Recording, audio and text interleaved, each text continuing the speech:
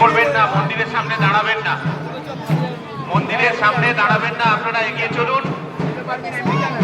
ভক্তদের কাছে অনুরোধ করছি, ছোট বাচ্চাদের হাত ছাড়বেন না। বাচ্চাদের সাথে অবশ্যই পরিচয়পত্র রাখবেন, নাম ঠিকানা ফোন নাম্বার লিখে তাদের কাছে দিয়ে রাখবেন। সোনার গয়না, সোনার চেন, মোবাইল ফোন, টাকার ব্যাগ খুব সতর্কভাবে রাখবেন, সাবধানে রাখবেন। প্রশাসনের সঙ্গে সহযোগিতা করুন। হাওড়া সিটি পুলিশের পক্ষ থেকে